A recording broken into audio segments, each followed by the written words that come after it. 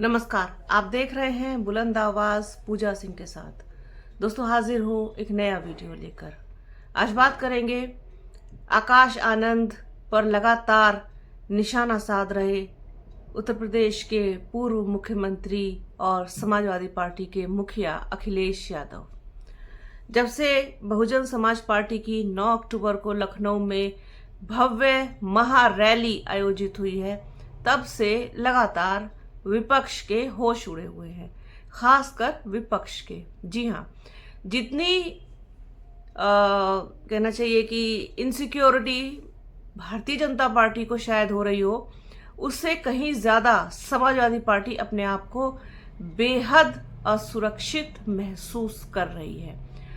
Samajwadi party ने कभी सपने में भी नहीं सोचा था कि इस तरीके से बसपा इतनी बड़ी भीड़ जुटा ले जाएगी और एकदम से सारी लाइमलाइट अपनी तरफ कर लेगी, और उस लाइमलाइट से अखिलेश यादव और समाजवादी पार्टी कुछ वक्त के लिए तो जरूर दूर हो जाएंगे। ये ऐसा उन्होंने सोचा भी नहीं होगा, लेकिन ऐसा हो गया।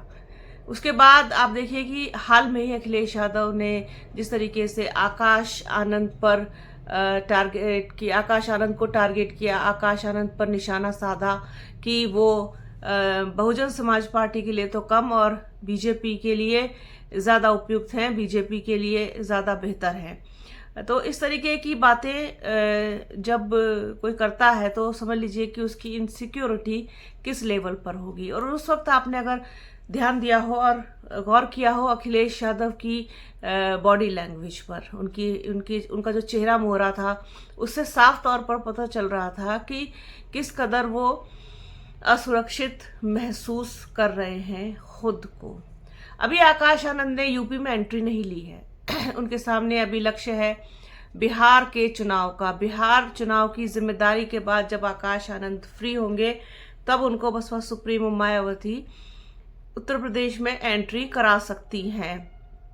सुनने में आ रहा है, चर्चा है सूत्रों के हवाले से कि जितनी भी विधानसभा हैं उत्तर प्रदेश की, उन सब की समीक्षा करेंगे आकाश आनंद, क्योंकि अब वो दिन दूर नहीं है और वो वक्त भी आ चुका है कि अब आकाश आनंद के कंधों पर पूरी तरीके से बसपा की जिम्मेदारी डाल दी जाए, बसपा की जिम्मेदारी सौंप दी जाए।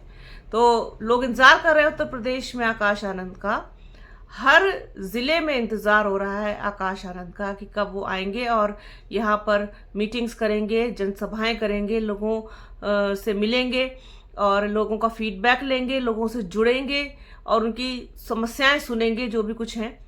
तो ये सारी चीजें, अब मुझे लगता है कि वक्त आ गया है, बहुत ज्यादा दिन नहीं बचे हैं जब आकाश आनंद उत्तर प्रदेश में सक्रिय तौर पर आपको नजर आएंगे, दिखाई देंगे। बसपा सुप्रीमो मायावती कल बड़ी बैठक करने जा रही हैं। क्या कुछ होगा उस बैठक में, क्या निर्णय लेंगी, क्या कुछ लेंगी, और वो सारी चीजें तो कल पता चलेंगी। वो भी मैं आप लोगों के साथ शेयर करूंगी, अपडेट दूंगी आपको। लेकिन जब से 9 तारीख की रैली हुई है, तब से और ज्यादा एक्टिव हो गई हैं बसपा सुप्रीमो मायावती। कई घंटे की लोगों से मीटिंग कर रही हैं अपने ही आवास पर, अपने कार्यालय पर। इसके अलावा लोगों से फोन पे बातचीत हो रही है उनकी, लगातार लोग मिलने जा रहे हैं। बहुत सक्रियता सी बढ़ गई है, एकदम से सक्रियता सी बढ़ गई है, चूंकि एक बूस्टअप मिल गया है 9 तारीख के बाद से खुद बहुजन समाज पार्टी को। बहुजन समाज पार्टी के समर्थकों ने इतनी बड़ी संख्या में वहां पहुंचकर लखनऊ में ये बता दिया कि हम किसी भी हाल में, किसी भी सूरत में बसपा का साथ नहीं छोड़ेंगे। हम बसपा के साथ थे, बसपा के साथ हैं और बसपा के साथ रहेंगे। ये मैसेज पूरी तरीके से गया और इससे न सिर्फ बसपा के लोगों में जोश भरा, बल्कि विपक्ष की नींद भी उड़ गई। आकाश आनंद के लिए जिस तरीके से अखिलेश यादव बोल रहे हैं, वो बसपा सुप्रीमो मायावती से ज्यादा आकाश आनंद को टारगेट करते हुए दिखाई दे रहे हैं, क्योंकि सबसे ज्यादा इनसिक्योरिटी उनको आकाश आनंद से ही फील हो रही है कि कहीं ऐसा ना हो कि वास्तव में आकाश आनंद यहाँ सक्रिय हो जाएं और उसके बाद जो एक कहना चाहिए जबरदस्त उत्साह आएगा बसपा के कार्यकर्ताओं में, बसपा के समर्थकों में, वो वाकई में देखने लायक होगा। तो इस तरीके की इनसिक्योरिटी से मुझे लगता है कहीं ना कहीं जूझ रही है समाजवादी पार्टी। और उसके लिए हालांकि जब मैं अपने पिछले वीडियो में भी इस बात को कह चुकी हूँ कि जैसे ही बसपा सुप्रीमो मायावती ने अपना भाषण खत्म किया, रैली अभी खत्म भी नहीं हुई थी पूरी तरीके से, लोग अपने घरों को भी नहीं पहुंचे थे, तभी सोशल मीडिया पर तमाम तरह की उटपटांग बातें, तमाम तरह की बयानबाजी, तमाम तरह की टिप्पणियां बसपा के बारे में चल चुकी थीं। लेकिन उनको खुद को नहीं पता था कि उनके ऊपर एक बम फूटने वाला है अभी उनके किए कराए हुए पानी फिरने वाला है, जिसको खुद आजम खान जो है वो आकर के सब क्लीन कर देंगे।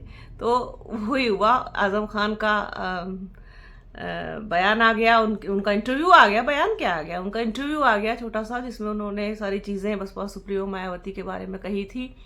इसके बाद तो पूरा नैरेटिव पलट गया, पूरा नैरेटिव पलट गया। सोशल मीडिया पर फालतू की जो पोस्ट थी वो आना बंद हो गई, सबके मुंहों पे ताले लग गए।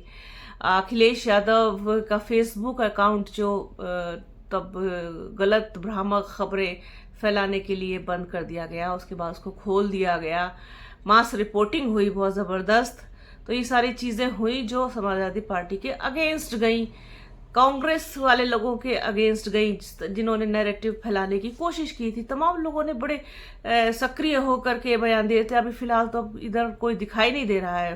कांग्रेस के प्रदेश अध्यक्ष अजय राय, जो जिनके व्यक्तित्व में मुझे बहुत ही कम गंभीरता नजर आती है, मुझे वो किसी भी एंगल से पता नहीं क्यों किसी एक जिम्मेदार पद पर मतलब बैठने के उपयुक्त नहीं लगते। ये मेरी पर्सनल राय है, इसको इस तरीके से नहीं देखा जाना चाहिए। लेकिन पता नहीं क्यों एक होता है ना कि आप प्रदेश अध्यक्ष हैं इतनी बड़ी पार्टी के, आपके व्यक्तित्व में गंभीरता होनी चाहिए, आपको बहुत धीर गंभीर होना चाहिए।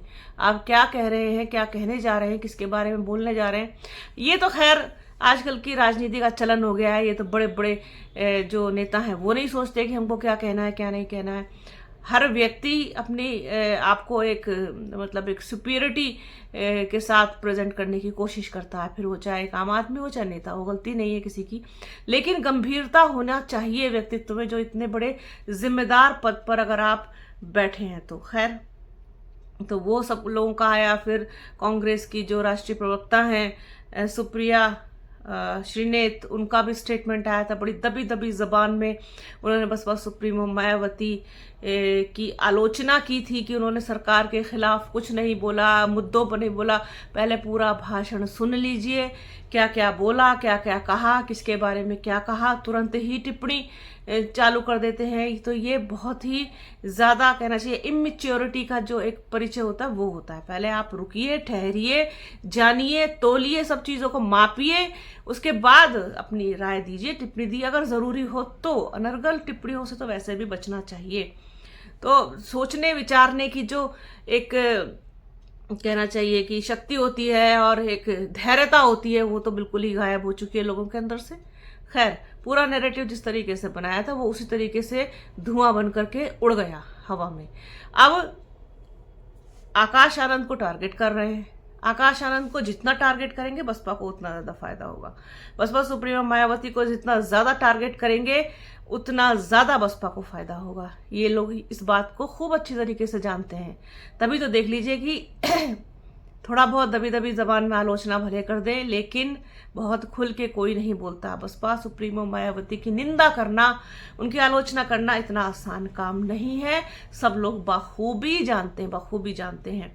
और फिलहाल तो मुझे ऐसा लगता है कि जिस तरीके से बहुत मतलब मशहूर एक गेंदबाज थे शेन वॉर्न ऑस्ट्रेलिया के, उनको सचिन तेंदुलकर दिखाई देते थे सपने में। जब सचिन तेंदुलकर की खूब धुलाई की थी, पिटाई की थी शारजा में, उसके बाद से उनको जो है फोबिया जैसा हो गया था, डर लगने लगा था।